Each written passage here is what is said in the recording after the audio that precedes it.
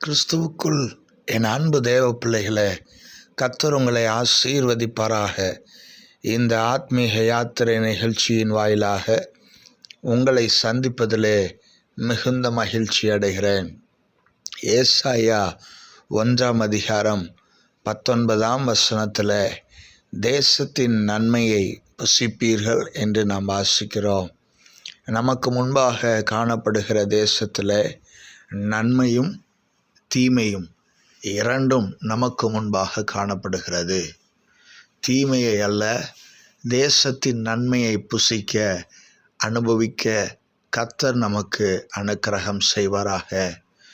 தேசத்தின் நன்மையை அநேக துன்மார்க்கர்கள் அனுபவித்து தேவனுக்கு பிரியமில்லாத வாழ்க்கையை வாழ்கிறவர்கள் பெருகியிருக்கிறதை நாம் பார்க்கிறோம்.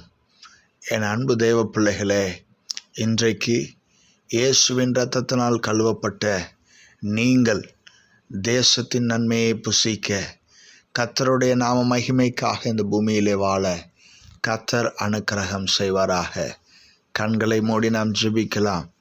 அன்பும் இரக்கம் நிறைந்த நல்ல தகப்பனே, தேசத்தின் நன்மையை சுதந்தரித்து கொள்ள அனுபவிக்க உம்முடைய நாம மகிமைக்காக பிள்ளைகள் வாழ அனுக்கிரகம் செய்வீராக. இயேசு கிறிஸ்துவின் இன்ப நாமத்தில் ஜெபிக்கிறோம் ஜீவனுள்ள நல்ல பிதாவே, ஆமென். God bless you. கர்த்தர் உங்களை ஆசீர்வதிப்பாராக. தேசத்தின் நன்மையை புசிக்க கர்த்தருடைய அனுக்கிரகம் நிறைவாய் காணப்படுவதாக. ஆமென்.